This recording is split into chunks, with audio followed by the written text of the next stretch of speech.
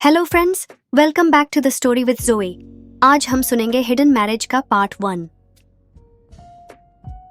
Soul की रात हमेशा रोशनियों से भारी होती थी, लेकिन उस रात एक खास राज भी छुपा था।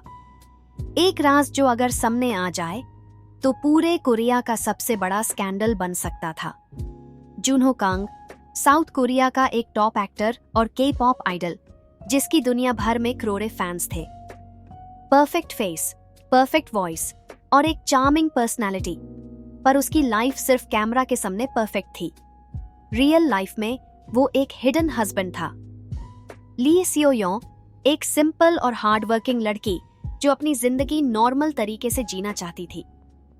उसकी दुनिया फिल्मी नहीं थी, पर एक गलत वक्त गलत जगह पर होने की वजह से उसकी लाइफ पूरी तरह बदल गई। फ्लैशबैक, एक शादी जो बस एक गलती थी। 1 साल पहले जेजू आइलैंड का एक प्राइवेट रिजॉर्ट, एक पार्टी जिसमें सिर्फ एलीट लोग थे, एक्टर्स, बिजनेसमैन, के पॉप आइडल्स। एक गलती जो दोनों की जिंदगी हमेशा के लिए बदल देगी। सेओयन अपनी बेस्ट फ्रेंड के साथ उस पार्टी में सिर्फ एक इवेंट प्लानर के रूप में गई थी। उसके सपने छोटे थे, एक अपनी बेकरी खोलना, सिंपल लाइफ जीना। लेकिन उस रात उसकी जिंदगी का सबसे बड़ा ट्विस्ट आया। जुनहो कांग, जो पार्टी में शराब के नशा में था, गलती से सेओयन को अपनी लॉन्ग टाइम गर्लफ्रेंड समझ बैठा। दोनों की मुलाकात एक्सीडेंटल थी, पर उसी रात एक छोटी सी मजाक मस्ती, एक फेक दरें और कुछ मिसअंडरस्टैंडिंग्स ने उन दोनों की शादी करवा दी। ये क्या मजाक है? सेओयन ने गुस्से से पूछा जब उसने अपने हाथों में एक लीगल मैरिज सर्टिफिकेट देखा। जुनहो भी होश में आते ही शॉक में था। ये हो कैसे गया?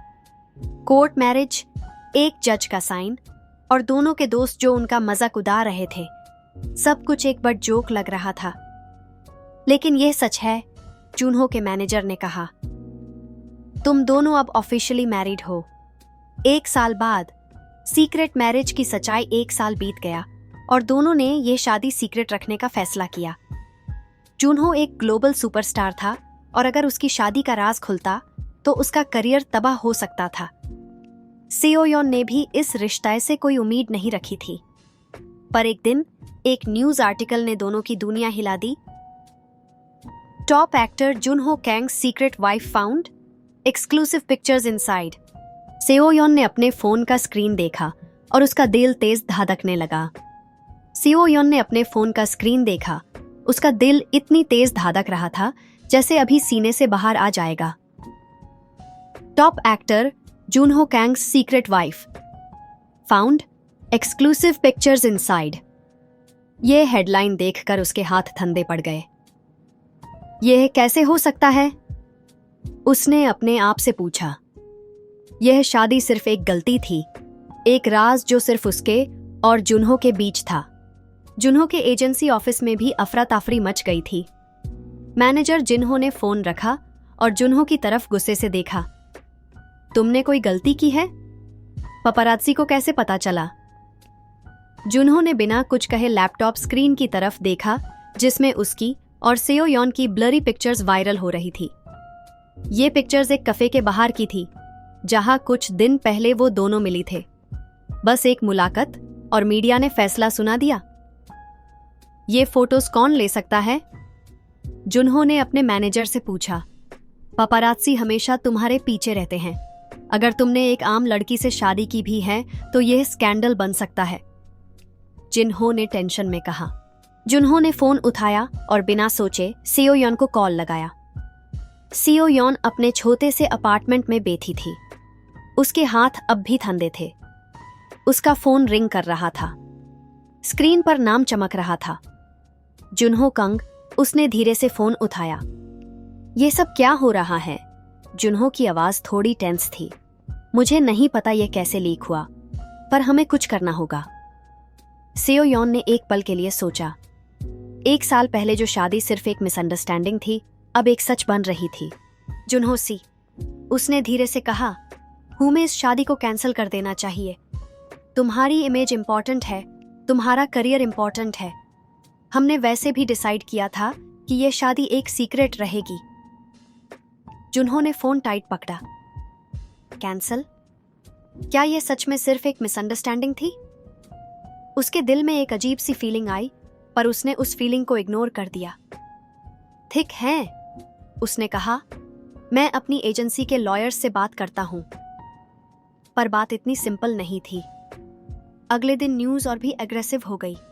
टीवी चैनल्स, सोशल मीडिया, सब जगह सिर्फ एक ही बात चल रही थी। जुनहो कंग की सीक्रेट वाइफ कौन है? क्या ये एक अरेंज्ड मैरिज थी या सीक्रेट लव स्टोरी? क्या जुनहो की एजेंसी ने इस सच को छुपाने की कोशिश की? जुनहो की एजेंसी का सीईओ खुद उससे मिलने आया। तुम्हें प्रेस कॉन्फ्रेंस करनी होगी। तुम्हें कहना होगा कि यह सिर्फ एक अफवाह है। जुनहो को यह बात पसंद नहीं आई। क्या वो सच में झूठ बोलेगा? क्या वो इस शादी को कंप्लीटली डिनाई कर देगा? उसने अपने मैनेजर जिनहो की तरफ देखा। अगर मैं ये सब डिनाई करूं तो सीओ यॉन का क्या? जिनहो ने एक पल के लिए सोचा, फिर बोला, अगर तुमने डिनाई किया तो उसका नाम भी मीडिया से हट जाएगा। पर अगर तुम सच बोलते हो तो यह स्कैंडल बन जाएगा। जुनहो ने अपनी फिस्ट्स टाइट कर ली। ये अनफेयर था। सेओ यॉन ने कोई गलती नहीं की थी, पर अब सब उसकी पर्सनल लाइफ में तंग-झांक रहे थे। दुनिया के लिए सेओ यॉन सिर्फ एक सिंपल लड़की थी, पर उस स्कैंडल के बाद उसकी जिंदगी एक नाइटमेयर बन गई थी। उसके वर्क प्लेस पर लोग उसे अजीब नजर से देख रहे थे। उसकी बेस्ट फ्रेंड हाना ने भी फोन करके पूछा, ये सब सच है? तुम सच में जुनहो कंग की वाइफ हो? सेओ यॉन के पास कोई जवाब नहीं था। अगर उसने हाँ बोला तो पूरा कोरिया यूज़र जज करेगा। अगर उसने ना बोला तो वो एक झूठ होगा। उसके अपार्टमेंट के बाहर भी रिपोर्टर्स खड़े हो गए थे। उसका एक नॉर्मल लाइफ जीना मुश्किल हो गया था। जुनहो अब और चुप नहीं रह सकता था। सेओ यॉन की लाइफ डिस्टर्ब हो रही थी सिर्फ इस स्कैंडल की वजह से। उसने एक मीटिंग बुलाई और अपनी एजेंसी को कहा, मैं सच बोलूंगा। सीईओ ने गुस्से से कहा, तुम पागल हो गए हो? तुम्हारा करियर खत्म हो सकता है। जुनहो ने सीईओ की आंखों में देखा और एकदम सीरियस टोन में बोला, अगर मैंने सच नहीं बोला तो सेओ यॉन की लाइफ खत्म हो सकती है। ये बात कहने के बाद जुनहो ने अपने फोन का कैमरा ऑन किया और इंस्टाग्राम लाइव स्टार्ट कर दिया। हेलो एवरीवन, मैं हूं जुनहो कंग और आज मुझे एक बड़ा सच बताना है। To be continued.